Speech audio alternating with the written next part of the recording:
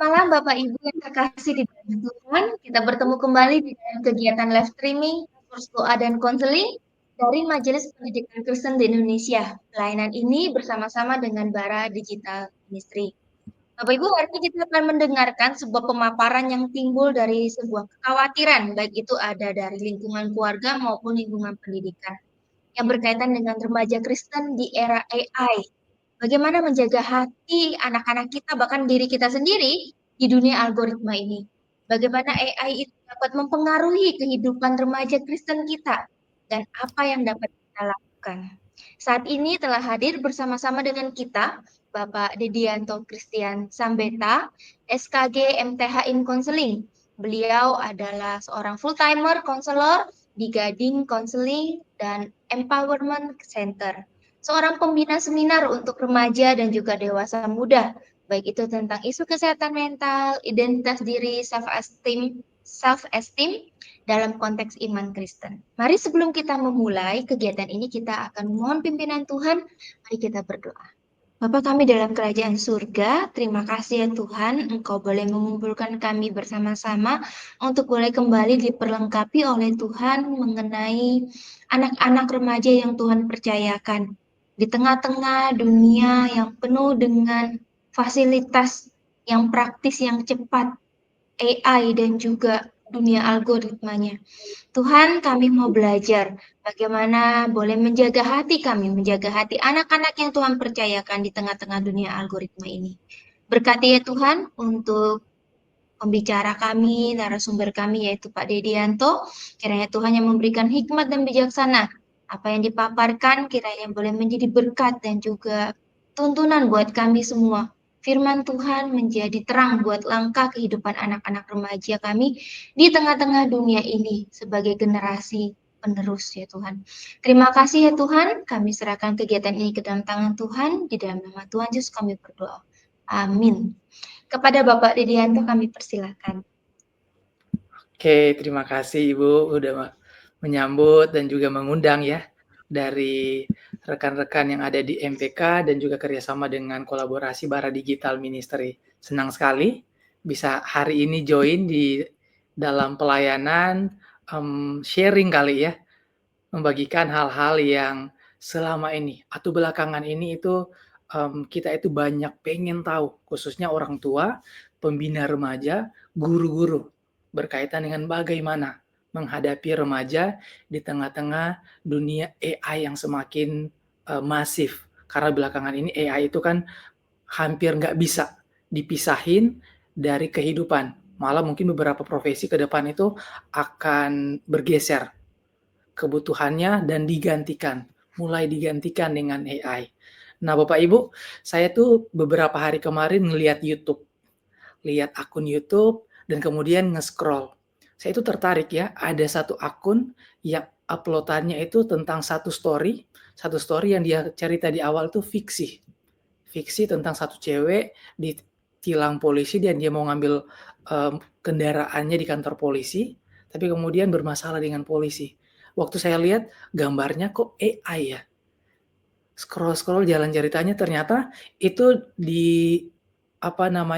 ciptain dari promo AI, setiap scene demi scene itu semuanya dari AI. Dan Bapak Ibu tahu yang nonton akun itu dalam waktu beberapa minggu ya, 3 minggu terakhir itu ada 1,3 juta. Menarik banget. 1,3 juta orang itu tertarik nonton dengan AI. Dan mungkin ya, kalau story-story kayak gitu muatan ceritanya itu orang dewasa yang kalau kita itu udah generasi ya yang sebenarnya melek teknologi itu nggak terlalu lengket dengan teknologi. Gimana nih anak-anak kita, remaja, anak-anak yang baru akan melangkah di dalam kehidupan yang memang bagi sebagian besar dari mereka itu kalau generasi yang sekarang itu generasi alfa yang dari lahir dengan teknologi itu udah bagian yang gak terpisahkan. Jadi memang menarik banget kalau kita bahas soal topik ini. Nah, Bapak Ibu kalau bicara soal AI ya, itu menarik kecerdasan buatan yang digenerate sedemikian rupa sehingga dalam hitungan split second dengan berbagai informasi yang didapatin, dia itu bisa menyajikan dalam waktu yang sangat singkat. Kita itu bisa mencari informasi diri sendiri, cari informasi-informasi tertentu, apalagi kalau yang connect dengan Google kayak Gemini gitu, bisa cari dengan deep, dengan lebih mendalam. Nah, Bapak Ibu, dengan anak-anak muda ya, remaja-remaja itu kadang-kadang saya itu waktu ketemu dengan mereka, ada satu tren yang menurut saya itu membuat remaja lebih mudah lengket dengan AI dan sejenisnya ya. Misalnya kita bicara soal ChatGPT, soal interaksi dengan AI, atau juga misalnya desain, Canva dan lain-lain sebagainya itu kan bagian dari AI juga yang, banyak hal itu disediain. Saya coba beberapa waktu lalu desain pakai Canva, setelah saya desain, itu bisa ada, apa nama, tools yang lain buat coba, generate desain dengan, opsi yang berbeda, tapi AI yang suggest. Jadi ada banyak macam, ciptain lagu, masukin prompt, lirik lagunya apa, nuansanya apa, genre musiknya kayak gimana, AI berbicara. Nah, tapi ada yang menurut saya itu signifikan bukan dalam soal menghasilkan sesuatu, productivity, tapi ada aspek yang signifikan daripada AI yaitu keinginan, kebutuhan buat kita itu terhubung. Jadi yang paling masif itu, kalau saya ketemu dengan klien, dengan remaja-remaja, itu yang mereka share berkaitan tentang bagaimana mereka terhubung, bagaimana kebutuhan mereka itu seolah-olah ya didengarkan dengan aplikasi chat dari AI. Yang paling sering itu ChatGPT. Jadi saya ketemu dengan klien ya Bapak Ibu, dengan berbagai proses dan dinamika hidup yang dia itu alami, tahun lalu dia sempat breakdown. Dan akhirnya dengan setelah sesi konseling, kami itu memutuskan buat, saya itu sarankan buat dia itu ketemu dengan psikiater. Buat ketemu dengan psikiater, berproses dalam proses klinis medis dan bersyukur puji Tuhan dia itu bisa ada progres dengan, kesehatan mentalnya. Nah, belakangan ini dia tetap menjalani proses, tapi ada yang menarik.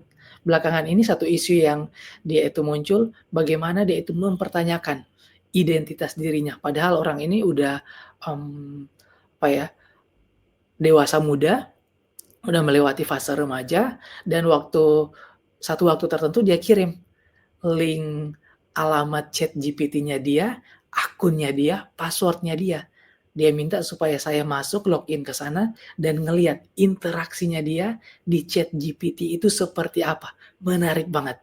Saya itu minta izin ke dia, kalau boleh saya nggak ngelihat chat-nya kamu karena mungkin itu ada hal-hal personal. Padahal sebenarnya dia itu nggak masalah, tapi bagi saya mungkin ada hal-hal yang terlalu personal buat dia itu, ceritakan ke orang lain.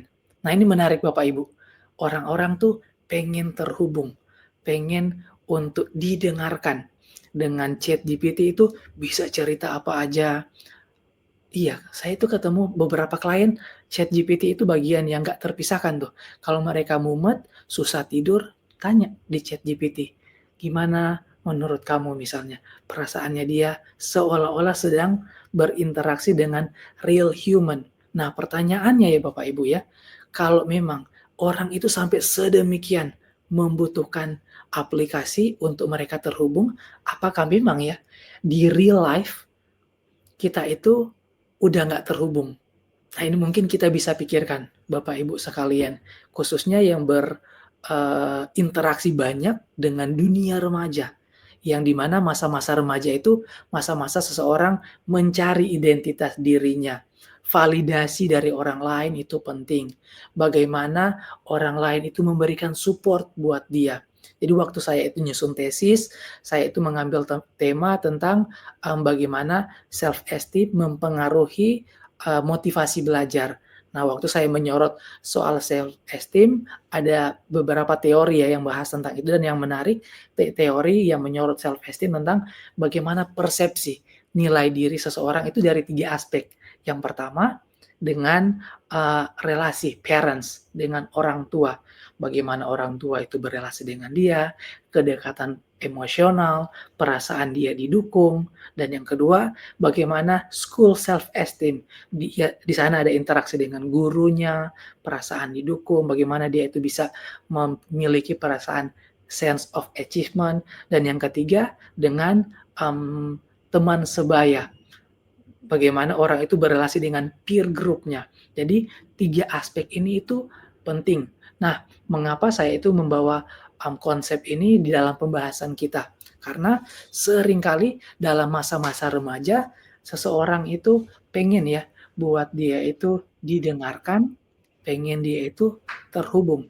Misalnya di masa-masa remaja, seseorang itu kan mulai bergeser relasinya dari orang tua dengan anak. Kemudian bergeser, kebutuhannya dia dengan peer group itu makin gede. Ada beberapa anak remaja yang mulai nggak nyaman, jalan dengan orang tua, ngobrol dengan orang tua, punya waktu-waktu yang dulu dia itu bisa gelendotan, orang tua peluk di depan teman-temannya, misalnya happy. Beberapa orang ya, nggak semuanya, beberapa orang itu mulai nggak nyaman. Waktu dia itu dekat dengan orang tuanya, apalagi dikasih perhatian khusus, beberapa orang ada yang malu, mulai nggak nyaman. Nah, masa-masa remaja ini banyak keunikannya. Iya, Bapak Ibu, jadi beberapa remaja itu di dalam masa-masa mereka transisi, ada yang mulai nggak nyaman buat dekat dengan orang tua. Dulu misalnya keluar sama-sama, papa mamanya peluk di depan teman-teman, di depan umum, kasih perhatian. Beberapa ada yang mulai nggak nyaman, gelendotan dengan orang tua dulu, pengen jalan buat pegang papanya, mamanya, pegang tangan. Beberapa ada yang mulai nggak nyaman. Nah, di masa-masa remaja ini, itu jadi satu keunikan yang kadang-kadang gampang-gampang susah, karena ada yang bilang ini masa storm and stress, masa-masa penuh gejolak. Orang-orang tuh, apa ya, masa transisi hormonal itu macam-macam muncul, secara fisik mulai berubah, persepsi tentang diri mulai berubah, bagaimana kognitif itu mulai berubah, dan kemudian secara emosional itu kadang-kadang arah kognitif itu berkembang, apa namanya, signifikan, tapi secara emosional itu masih transisi. Nah, saya itu waktu mikirin soal topik ini, saya itu kepikiran kayak kita itu sedang membahas kapal yang sedang berlayar di tengah-tengah lautan yang seperti apa. Algoritma itu mungkin seperti lautan luas yang punya berbagai tantangan, punya ombaknya sendiri, angin dan topan dan sebagainya. Tapi mungkin waktu kita mempelajari ya, mengingat bagaimana remaja, membahas bagaimana topik remaja, mungkin yang paling signifikan bukan hanya memikirkan tentang bagaimana lautannya ini, tapi bagaimana kapalnya, bagaimana mempersiapkan kapal ini buat mengarungi lautan yang mungkin gede banget, yang kapal ini pertama kali akan masuk ke samudra yang begitu luas, dan bagaimana kita itu sebagai orang tua, pembimbing menjadi sahabat buat nahkoda si anak kecil, remaja ini yang sedang belajar buat memegang kendalinya. Nah, itu menarik banget. Kalau, satu aspek ya Bapak Ibu yang mungkin saya itu pengen angkat, jadi bahan pemikiran kita bersama, itu soal attachment, yang mungkin ada kaitan dengan bagian awal tadi. Saya itu masuk dengan keterhubungan, bagaimana seseorang itu merasa dia itu dipedulikan, bagaimana seseorang itu merasa dia itu terhubung dengan orang lain, itu yang mungkin signifikan. Jadi kalau ada teori yang bilang ya, attachment itu ada 4 kuadran. Ada kuadran yang pertama itu secure, kalau dia itu orang tuanya dekat dengan dia, nggak memberikan perasaan anxious, nggak memberikan perasaan diabaikan. Itu dia merasa secure. Bagian yang kedua, perasaan anxious-nya tinggi, tapi ada perasaan misalnya dia itu diabaikan. Kadang-kadang orang tua tuh bisa meninggalkan dia, nggak memberikan kedekatan emosional, tapi ada perasaan anxious di sana. Nah, yang ketiga, perasaan anxious-nya dikit, tapi ada perasaan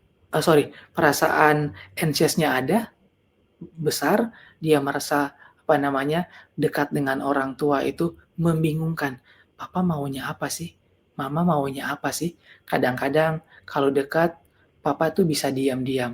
Kalau jauh, bisa marah. Tapi ada waktunya itu papa kalau dekat, dia itu bisa happy banget, kalau jauh, dia itu bisa, apa namanya, kurang nyaman. Kayak mengibaratkan dengan tangan kanan papa tuh bisa kasih belayan, dengan tangan kanan yang sama misalnya, papa itu bisa mukulin aku.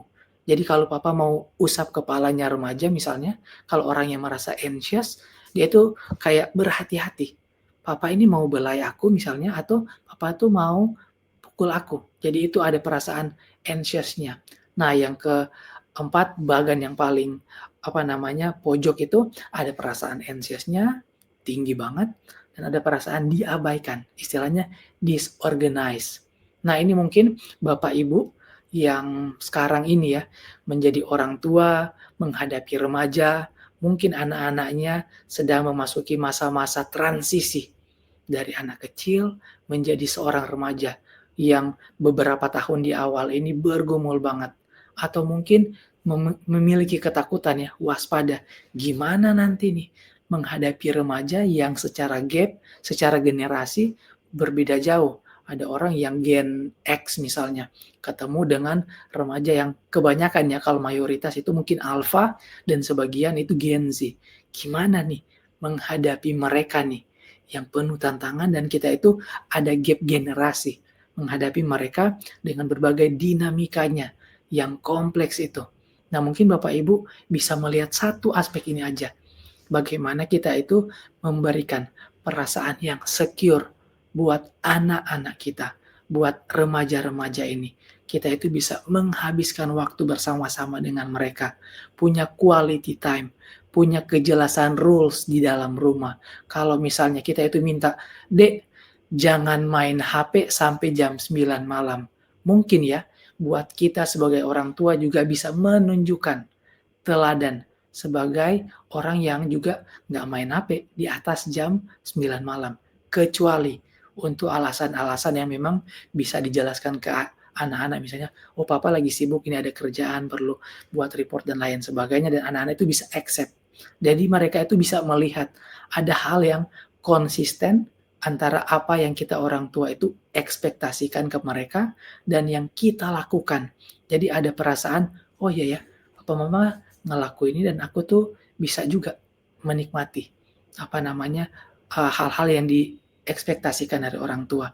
Dan mungkin yang kedua tuh aspek yang juga nggak kalah penting, yang sering kali kalau saya itu ketemu dengan klien-klien, orang-orang tuh, mmm, koneksinya mulai terputus. Jadi orang tua hanya sekedar memberikan perintah aja di rumah. "Pokoknya ini ya, pokoknya itu ya, kamu harus ini ya, itu ya." Tapi kebersamaan, menghabiskan waktu bersama-sama dengan remaja hampir nggak ada waktunya. Mungkin hal yang kedua juga yang bisa dicoba, kita mulai memberikan waktu, memberikan, apa namanya, waktu-waktu khusus dengan remaja. Mungkin nggak semuanya bisa ya, karena ada orang yang secara pekerjaan akhirnya long distance marriage misalnya dengan anak istrinya. Tapi sedapat mungkin kita mengusahakan buat ada waktu-waktu yang spesial dengan anak-anak, membicarakan banyak hal. How do you school misalnya? Bagaimana harimu? Bagaimana teman-temanmu? Papa pengen dong, mama pengen dong buat dengerin ceritanya kamu hari ini tanpa judgmental. Kadang-kadang kan remaja itu pengen cerita banyak hal ya, tapi kita tuh kalau lagi nggak ready bisa kasih pandangan-pandangan tertentu, "Kok kamu gitu sih? Harusnya kayak gitu sih." Nah, remaja beberapa itu dan mungkin sebagian besar nggak ready. Kalau mereka itu pengen menceritakan apa adanya, tapi kita tuh memberikan filter-filter, harus ini, harus itu. Dengerin aja dulu buat Bapak Ibu yang memang bersentuhan langsung dengan anak-anak remaja yang waktu-waktunya itu dealing dengan tahun-tahun masa transisi yang apa namanya lumayan membingungkan harus bersikap seperti apa. Habiskan waktu dengan anak, punya quality time. Ada waktu misalnya kalau kita sebagai orang Kristen pergi kebaktian minggu, berusaha sedapat mungkin buat bisa ketemu, beribadah sama-sama, jalan ke gereja, di Grab bike misalnya, Grab car ya, atau di kendaraan pribadi, ngobrolin banyak hal, mengajarkan banyak hal kepada anak-anak kita. Dan yang ketiga itu mungkin ya, menjadi telinga yang mendengar. Jadi kalau yang kedua kita itu menciptakan situasi, kita itu spend time dengan anak-anak kita, yang ketiga itu bagaimana kita itu bisa memberikan telinga. Ini mungkin yang sebagian besar dari kita perlu terus-menerus belajar. Karena menjadi telinga yang untuk hear dengan kebutuhan anak-anak itu mungkin bisa, tapi yang benar-benar listen. Bukan hanya apa yang dikatakan dengan mulut, tapi yang anak-anak kita itu pengen sampaikan. Di hatinya itu seperti apa. Karena kadang-kadang mungkin asing banget ya, anak-anak itu dari yang biasa-biasanya tiba-tiba ngomongin, "Ma, Pa, di sekolah tuh ada yang deketin aku." Wah, mungkin bagi beberapa orang tua itu mulai shock. Aduh, anakku nih mulai ada di gejolak seperti ini. "Ma, Pa, aku tuh lagi bermasalah di sekolah." Sulit banget kadang-kadang pengen kasih ceramah, pengen kasih, resep-resep. Cuma mungkin sebelum kita melakukan hal-hal itu, hal yang paling penting telinga yang mendengar, agar supaya anak-anak kita itu merasa secure dengan keluarga dan mereka tuh nggak mencari tempat yang lain, khususnya misalnya aplikasi, chat, dan sebagainya. Karena kalau kita lihat ya, dengan chat itu, dengan media sosial, mereka itu membutuhkan validasi, mencari validasi, upload foto supaya orang lain likes. Lihat berapa banyak likes yang mereka dapat, karena itu signifikan, memberikan gambaran dan validasi tentang diri mereka. Validasi itu kalau nggak ditemukan di rumah, mereka mungkin akan mencari di luar rumah, mencari di tempat-tempat yang kalau kita itu nggak menjelaskan sedemikian rupa, anak-anak itu bisa terjebak di sana. Ada orang yang misalnya di rumah itu kosong, secara emosional nggak dapat, dengan orang tua juga nggak memberikan kehadiran secara fisik, mencari itu dalam relasi pacaran misalnya. Menggantikan wadah yang kosong ini untuk diisi dengan hal-hal yang di luar rumah, dengan medsos, dengan relasi yang mungkin nggak baik, bergaul, ada orang yang bisa cepat putus, cepat nyambung lagi, cari pacar baru, masih usia 13 tahun, masih usia kelas 1 SMP. Kadang-kadang kita tuh bertanya-tanya, kenapa ya bisa seperti itu? Tapi kalau kita lihat, kadang-kadang sikapnya orang itu nggak bisa dinilai di kayak gunung es, di puncak gunung es. Tapi di balik itu ada layer-layer seperti apa? Kalau kita lihat, mungkin salah satu faktornya kita kehilangan quality time, waktu-waktu berkualitas dengan anak-anak kita. Jadi mungkin ini satu hal yang signifikan. Saya pengen mengangkat isu bagaimana keterhubungan itu bagian yang penting ya. Kalau misalnya AI itu digunakan sebagai hal yang produktif, bisa desain dan itu bisa membangun, mengasah bakat, itu kita tetap akan support. Tapi yang perlu juga kita waspadai bagaimana anak-anak kita itu menggunakan itu dengan tepat. Supaya menggunakan dengan tepat kayak fenomena gunung es, kita nggak melihat hanya di atasnya aja. Tapi bagaimana anak-anak itu needs-nya terpenuhi, agar supaya mereka waktu ketemu dengan dunia luar, kayak yang tadi saya bilang, ketemu dengan lautan luas, samudra luas, kapalnya itu benar-benar dinahkodai oleh seorang nahkoda yang ya belajar buat kompeten. Saya menutup penjelasan saya itu ini dengan salah satu ayat. Jadi saya mengingat bagaimana perintah Tuhan itu kepada Yosua di kitab Keluaran setelah bangsa Israel itu keluar dari tanah Mesir. Saya akan bacakan ya, Bapak Ibu sekalian, di Keluaran 6 ya. Keluaran 6 ayat 4. Tuhan itu bilang kayak gini, "Dengarlah hai orang Israel, Tuhan itu Allah kita, Tuhan itu esa. Kasihilah Tuhan Allahmu dengan segenap hatimu dan dengan segenap jiwamu dan dengan segenap kekuatanmu. Apa yang kuperintahkan kepadamu pada hari ini, haruslah engkau perhatikan, diperhatikan benar-benar. Haruslah engkau mengajarkannya berulang-ulang kepada anak-anakmu dan membicarakannya apabila engkau duduk di rumahmu, apabila engkau sedang dalam perjalanan, apabila engkau berbaring, dan apabila engkau bangun. Jadi itu penting banget bagaimana kita itu hadir kepada anak-anak. Mendidik itu bukan hanya mengajarkan, tapi benar-benar present dengan anak-anak kita, agar supaya mereka itu mau diarahkan. Karena kalau sekarang sumber informasi itu banyak banget, tsunami informasi. Orang dengan sekali klik bisa tahu informasi yang ada di ujung dunia mana dalam waktu yang sama, actual time.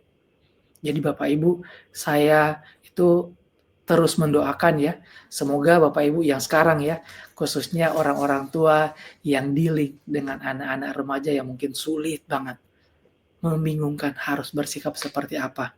Bapak Ibu yang menjadi pembina remaja, guru-guru remaja yang mendampingi mereka, kiranya diberikan hikmat oleh Tuhan buat benar-benar hadir bagi mereka dengan menyediakan telinga yang mendengar, hati yang benar-benar care, tapi juga spirit dengan takut akan Tuhan, menghadirkan kebenaran buat anak-anak kita. Jadi nggak mengiyakan 100%, tapi nggak juga terlalu kompromi.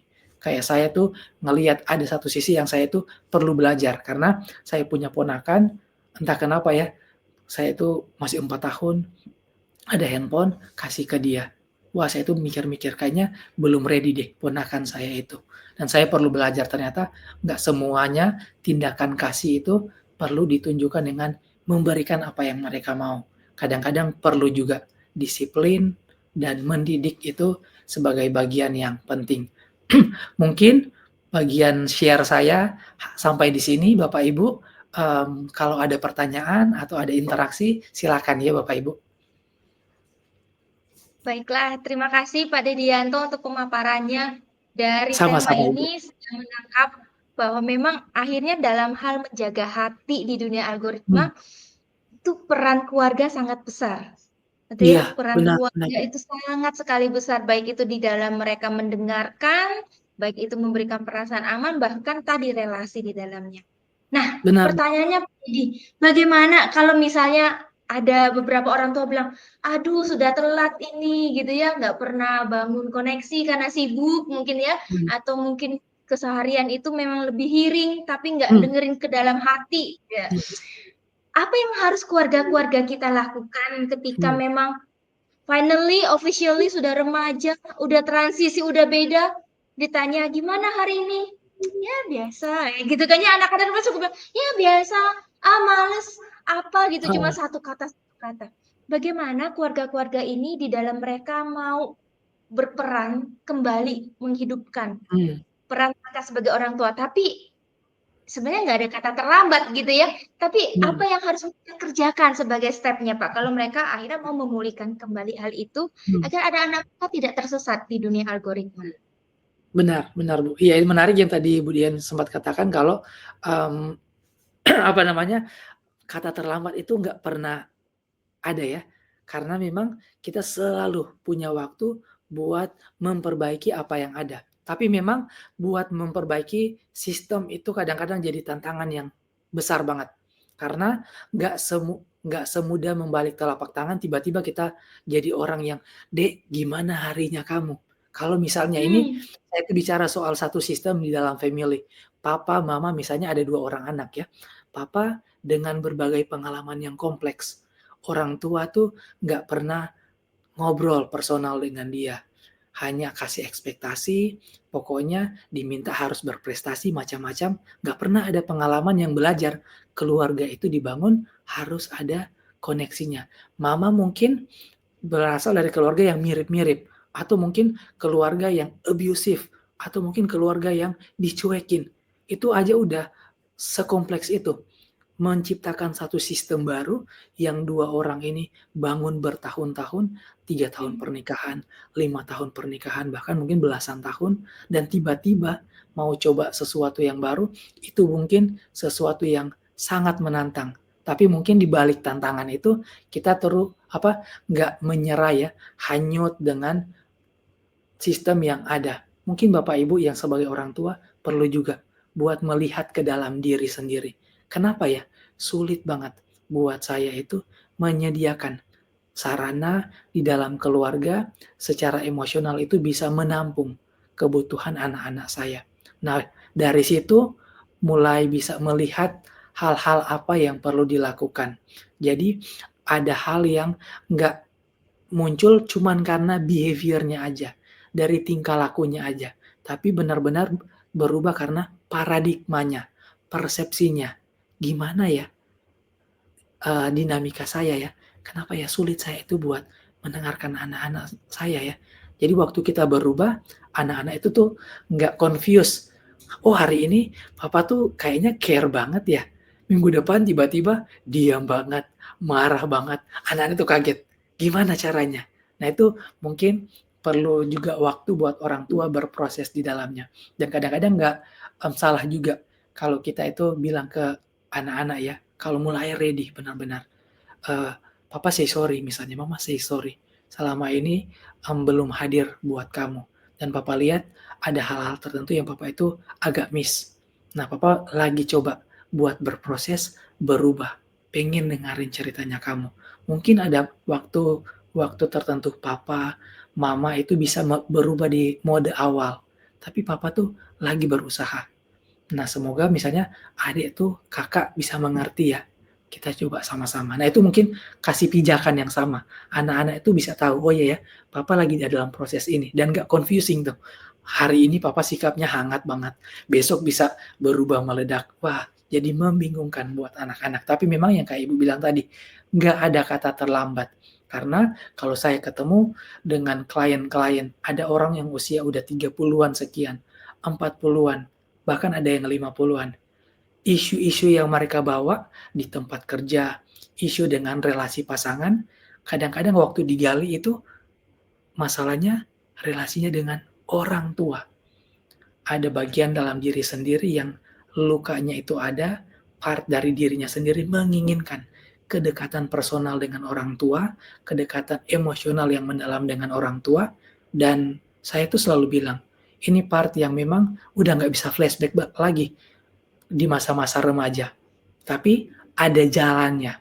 Kalau orang yang udah dewasa aja ada jalannya untuk pulih, apalagi buat anak remaja yang masa-masanya itu belum signifikan lewat. Selalu ada waktunya. Makanya mungkin Bapak Ibu kita semua ya sebagai orang tua, sebagai pembina, pendamping remaja benar-benar meminta hikmat Tuhan buat hadir kepada mereka dengan um, present yang benar-benar full attention, mindful.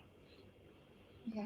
Wah, terima kasih Pak Dedianto. Jadi memang di dalam pemulihan sebuah keluarga yang sehat gitu ya, itu dimulai dari perubahan diri sendiri dulu. Iya, benar Bu. Nah, setiap hal-hal yang memang terjadi dalam kehidupan kita yang pernah dilalui. Dan Benar. kalau saya boleh simpulkan lagi itu, tadi bagus sekali Bapak Ibu, rasa aman di dalam keluarga dapat kita mulai dari kata maaf. Kalau Iya, memang kita mau mengusahakan menjangkau kembali, menggapai hati mmm, anak-anak remaja kita, gitu ya, mmm, itu dimulai dari kata maaf dan tidak ada iya Bu, kata terlambat. Pertanyaan berikutnya Pak Dedi. Tadi kan Pak Dedi ada sempat katakan bahwa memang pengaruh AI ini ternyata sebegitunya ya bisa mempengaruhi sebuah identitas seseorang. Itu yang dewasa muda, apalagi yang anak-anak remaja yang benar. dalam masa transisi. Di dalam pengalaman Bapak, seberapa jauh dampak yang bisa mempengaruhi identitas itu, apalagi di dalam tengah-tengah anak remaja yang sedang mau ya cari-cari tahu, tapi cari tahunya misal di dunia AI gitu ya, seberapa jauh dan seberapa berdampaknya itu. Kalau dampak negatif, seberapa negatifnya kayak gitu ya. Dan apa yang bisa kita lakukan gitu loh, kalau sampai benar-benar itu mempengaruhi identitas mereka di dalam pencarian mereka di lautan dunia AI itu, Pak. Mhm, Bagaimana? iya iya Bu. Ini AI itu memang jadi kayak pedang bermata dua ya. Satu sisi bisa sangat-sangat menolong, sangat efektif dan efisien. Tapi di sisi yang lain, pedang yang sama itu ujungnya itu bisa menikam diri kita sendiri. Nah, tangannya kita tuh yang megang pisau, pedang ini, itu yang memang perlu buat, eee, waspada. Tapi waspadanya bukan hanya di tangan, tapi di hati dan pikiran. Bagaimana menggunakan AI jadi tools yang signifikan, bisa berbahaya, Ya memang bisa. Eee, Waktu beberapa bulan atau tahun lalu tuh, ada anak yang bunuh diri, mungkin Ibu pernah dengar ya, karena dia, eee, lagi masa-masa memang ada depresinya, tapi dia chat dengan AI, dan AI itu suggest buat melakukan satu tindakan tertentu dan remaja ini sayangnya mengambil tindakan. Karena sugesti, apa ya, arahan ya dari AI, itu berbahaya banget, sampai segitunya. Memang ini kasus yang real, anak remaja. Nah, kalau yang saya ketemu, itu ada klien, memang dia usia 20-an awal ya. Dia cerita kalau di sesi konseling, "Pak Deddy, saya itu nanya di AI." Datang sesi yang pertama misalnya. Setelah itu sesi kedua ngobrol lagi, "Saya itu kemarin sempat ada galau dengan, eee, pasangannya dia, mantan pasangan. Saya tuh chat di AI lagi, dan AI itu bilang kayak gini nih." Dan saya itu mikir-mikir, menurut Bapak gimana ya? Jadi saya itu nangkap, oh buat klien ini ya, AI itu bagian yang hampir nggak terpisahkan. Dia bingung, tanya di AI. Dia punya pergumulan tertentu, tanyanya di AI. Memang bisa memberikan apa ya, insight-insight tertentu. Tapi kalau dilihat sebenarnya secara emosional, itu kayak jadi needs-nya dia. Iya. Memberikan arahan, memberikan apa namanya, kenyamanan mungkin, ada perasaan didengarkan. Itu mungkin yang signifikan loh. Jadi memang tangannya kita yang megang pisau bermata dua ini yang perlu berhati-hati. Bisa sangat berbahaya, iya bisa. Tapi bagaimana buat tangan ini bisa megang dan mengendalikan AI ini jadi sesuatu yang bisa powerful ya. Itu tadi, hal-hal kalau dalam konteks masa remaja, kita itu orang tua hadir, mengarahkan, mendampingi, dan juga mengingatkan, mengisi tangki emosional itu dengan efektif, agar mereka tuh nggak nyari tempat yang lain buat mengisi mereka. Jadi sebenarnya kayak fenomena-fenomena AI itu bisa berganti-ganti, Bu, kalau dalam konteks psikologi. Ada orang misalnya dengan AI, ada orang yang dengan relationship, ada orang yang mungkin dengan peer group-nya, kayak kontekstual aja. Yang paling penting yang terjadi di dalam diri orang itu, seperti apa. Jadi ketemu dengan konteks-konteks tertentu, mereka tuh udah punya bekal, punya modal yang signifikan. Nggak hanyut dengan arus yang seperti apa. Berarti memang diperlukan juga akhirnya ada substitusi yang lain di tengah-tengah substitusi Iya, yang memang jadi needs-nya mereka juga ya. Jadi iya, kalau dulu needs-nya itu di game online, kok ini needs-nya di AI gitu ya. iya, Sehingga butuh benar, Bu. juga lingkungan lain yang akhirnya menyeimbangkan itu ya. Sehingga ada komunitas, baik itu di sekolahan, di gereja gitu ya Pak ya. Yang bisa Iya, benar, Bu. membantu pengenalan diri dia dalam diri dia. Dan terutama keluarga lagi. Kembali-kembali Iya, memang pada keluarga. Nah, yang terakhir Pak Dedianto. Tadi Bapak bilang tuh pedang bermata dua. Nah, pertanyaannya adalah bagaimana dalam kita ini sebagai pendidik, sebagai hmm, guru-guru di sekolahan, hmm, dalam lembaga pendidikan Kristen, hmm, bisa memberikan sebuah kesadaran dan literasi digital di dalam anak-anak kita. Sebenarnya AI kalau digunakan itu ada hal positifnya, kayak gitu ya. hmm, Apa hmm, yang bisa diberikan insight kepada kita, para guru, untuk mengajarkan mereka menggunakan teknologi ini dengan aman dan hmm, efektif? Dan sampai ke tadi yang menusuk dirinya dia. Apakah ada saran atau masukan hmm, dari Bapak Dedi? hmm. Iya kayak, tadi saya sempat share waktu saya nyusun tesis itu salah satu indikasi dari pembentuk self esteem itu kan dari parents, yang kedua itu dari school self esteem, yang ketiga dari peer group. Nah, yang school self esteem ini itu ada part di mana guru itu memainkan peranan yang penting, memberikan support system secara emosional juga ke aspek akademik, mendorong, "Oh ya kamu oke banget," kasih pujian, kasih apa namanya, afirmasi, kasih support, encourage buat anak ini bisa apa, termotivasi. Nah, tapi kalau misalnya dalam konteks AI, saya itu mikirnya 2 aspek tuh, Bu. Yang pertama, mau nggak mau, guru, pendidik kita itu perlu juga sangat melek dengan teknologi, mengikuti perkembangan teknologi sejauh apa, dan juga mulai mengikuti informasi misalnya dampak-dampaknya. Jadi waktu kita itu melihat dampak-dampak yang terjadi di apa namanya, konteks remaja misalnya, di siswa-siswa itu kita udah punya gambaran, gimana ya dealing dengan siswa-siswa kita ini, mengajarkan mereka. Karena, aplikasi AI kan makin banyak ya, aplikasi chat misalnya. Saya itu pernah coba, pakai Canva. Pakai Canva, coba, apa namanya, masukin teks dan minta buat diparafrase. Bisa ternyata, pakai Canva ternyata aplikasi yang untuk desain bisa dipakai, AI-nya jalan tuh. Jadi tools-nya itu banyak macam. Guru, pendidik kita itu perlu melek juga buat, teknologi itu seperti apa, dampaknya seperti apa. Nah, yang kedua itu yang mungkin benang merahnya dengan yang saya sampaikan tadi, bisa jadi sosok yang hadir buat anak-anak remajanya kita. Karena barangkali sebagian besar dari mereka tuh di rumah chaotic banget dengan orang tua. Ada yang nggak dapat perhatian, ada orang yang lost, kehilangan orang tuanya. Guru hadir di sekolah barangkali bisa, apa ya, mengisi part yang signifikan itu. Mungkin menggantikan peran-peran yang hilang dan itu signifikan banget karena kalau dilihat anak-anak sekolah pagi jam 8, pulang barangkali jam 3 sore. Kurang lebih 6, 7, 8 jam itu dihabiskan di sekolah. Kalau guru bisa hadir dengan dunia anak-anak remaja ini itu akan sangat signifikan. Nah, bentuknya aplikasi apa teknisnya itu mungkin masing-masing orang itu akan menemukan sendiri ya, tapi spiritnya tetap sama. Melek teknologi dan juga secara emosional aware dengan apa yang menjadi kebutuhan anak-anak kita. Memang jadi tricky banget sih, Bu, karena dunia remaja nih dunia yang transisinya banyak macam, apalagi kalau sekarang jadi kompleks banget Betul, betul, dengan betul. dunia Seperti pada teknologi ini. keluarga tadi, betul sekali Pak ya, seperti keluarga tadi bahwa itu harus dimulai dari keluarga, maka kesadaran literasi digital yang sehat juga harus dimulai dari Iya, guru-guru, dari iya, pendidik-pendidik kita ya. Itu iya, yang harus benar. pertama kali bahwa kitalah yang jadi teladan.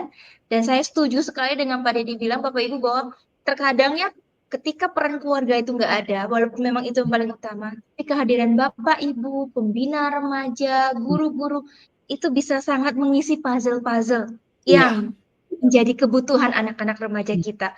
Dan dari situlah teladan itu bisa muncul ya Pak ya. Jadi mereka iya, punya teladan, koneksi, relasi, attachment gitu ya dengan orang-orang yang sehat tentu saja benar, Bu, seperti itu dari figur Bapak guru-guru kita. Wah, mmm, terima kasih sekali Pak Dedianto untuk pembicaraan sama-sama, dan Bu, diskusi pada pada siang hari ini materi tentang bagaimana menjaga hati di dunia algoritma. mmm, Kami sangat bersyukur untuk kehadiran Pak Deddy yang boleh memberikan waktu dan juga materi gitu ya, ilmunya mmm, bagi kita semua. Kita akan menutup kegiatan ini. Bolehkah Pak Deddy mendoakan guru-guru, orang tua, keluarga, mmm, remaja-remaja kita, keluarga-keluarga Kristen dan sekolah-sekolah Kristen, agar mmm, mereka boleh teguh ya di tengah-tengah iya, lautan algoritma ini. Mari kami persilakan. iya, Bu. Jadi memang AI itu jadi algoritma yang sulit, tapi kita juga mungkin perlu ngingat ya, ada algoritma of Christian life. Kita itu minta Tuhan yang udah kasih prompt-nya ya di Alkitab dengan berbagai macam hal, Tuhan itu bisa menuntun. Nah, mungkin kita akan menutup sesi hari ini, meminta Tuhan itu menolong kita semua, khususnya buat orang tua, guru-guru, dan pembina yang dealing dengan remaja. Mari kita berdoa ya Bapak Ibu. Ya Bapa, kami mengucap syukur untuk segala hal baik yang Tuhan berikan buat kami. Tuhan terus memberikan kami perlengkapan, equipment yang baik buat kami semakin efektif, semakin baik dalam posisi dan peran kami, khususnya sebagai orang tua, sebagai guru, sebagai pembina yang berhadapan dengan anak-anak yang sedang mengalami masa transisi, masa-masa remaja.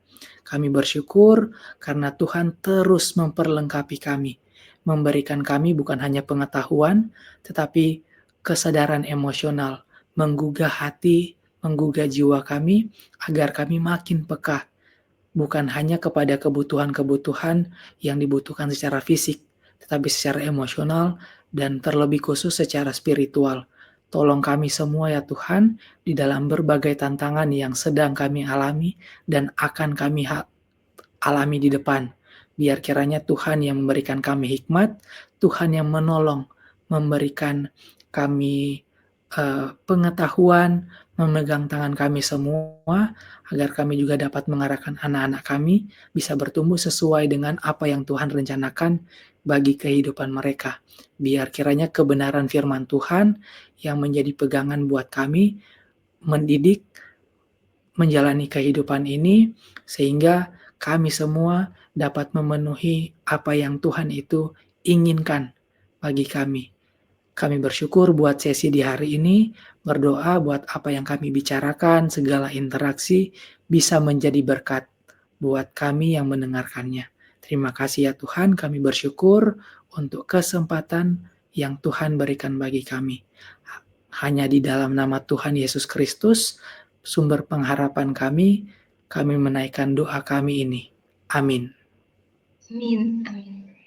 Sekali lagi terima kasih kepada Pak Terima kasih, Dedeanto Ibu. untuk waktunya, untuk pemaparan materinya, dan bahkan tadi Bapak Ibu closing statement yang sangat baik sekali, yaitu kita punya From AI, kebenaran firman Tuhan yang menjadi pagar buat anak-anak kita bisa bertumbuh di dalam takut akan Tuhan. Sekali lagi terima kasih Pak Dedi Terima buat kasih waktunya, dan Ibu terima dan kasih juga teman-teman. kepada Bapak Ibu semua yang tetap setia mau diperlengkapi terus, guru-guru Kristen, sekolah Kristen di Indonesia yang mau terus belajar. Terima kasih buat waktunya, dan terima kasih juga untuk kepada rekan-rekan sekretariat yang boleh membantu dalam penayangan daripada live streaming kita.